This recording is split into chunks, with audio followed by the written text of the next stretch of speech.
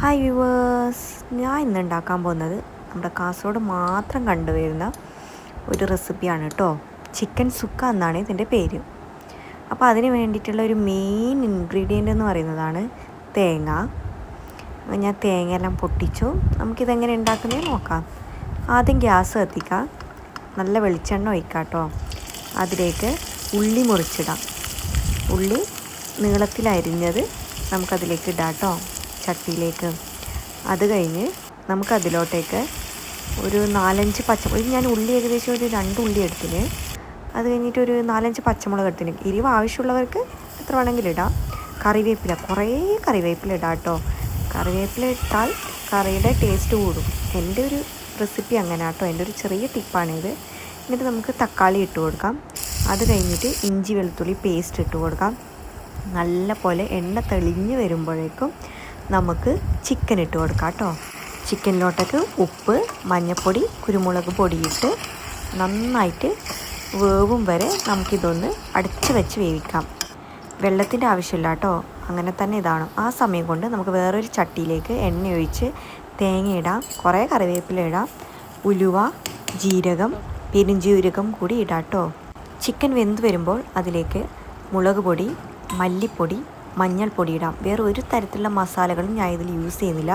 ഇതൊരു നാടൻ റെസിപ്പിയാണ്, അതുകൊണ്ട് തന്നെ വേറെ മസാലയുടെ ആവശ്യമില്ല. കുറച്ച് വെള്ളം ഒഴിക്കാം, കാരണം ഇത് നന്നായിട്ടൊന്ന് തെളിഞ്ഞ് വരണം. എണ്ണ തെളിഞ്ഞ് വരും വരെ ചെറിയ തീയിൽ നന്നായിട്ട് ഇളക്കിയെടുക്കാം. അതവിടെ നല്ല പോലെ വേവട്ടെ കേട്ടോ. ഇതെൻ്റെ ഫേവററ്റ് റെസിപ്പിയാണ് ചിക്കൻ സുക്ക എന്ന് പറയുന്നത്. ചപ്പാത്തിൻ്റെ കൂടെയോ ചോറിൻ്റെ കൂടെയൊക്കെ എത്ര വേണമെങ്കിലും ചോറ് കഴിക്കാം, അത്രയ്ക്കും ടേസ്റ്റാണിത്. നിങ്ങളെല്ലാവരും വീട്ടിലൊന്ന് ഉണ്ടാക്കി നോക്കണം. ഉണ്ടാക്കിയിട്ട് കമൻറ്റ് ചെയ്യണം കേട്ടോ. അതാ കണ്ടോ, തേങ്ങ അതാ ഈ ഒരു പരുവാവണം, നല്ല ഗോൾഡൻ കളറാണ് കേട്ടോ. അത് കഴിഞ്ഞ് ചിക്കനൊക്കെ വെന്ത് വരുമ്പോൾ എണ്ണ തെളിഞ്ഞ് വന്നപ്പോഴേക്കും നമുക്ക് ഈ തേങ്ങയും കുറച്ച് മല്ലിയിലയും ഇട്ട് നന്നായിട്ട് ഇളക്കി കൊടുക്കാം. കുറേ പ്രാവശ്യം ഇളക്കി കൊടുക്കരുത്, കാരണം ചിക്കൻ പൊടിഞ്ഞു പോകും. നല്ല ടേസ്റ്റാണ് കേട്ടോ ഇത്.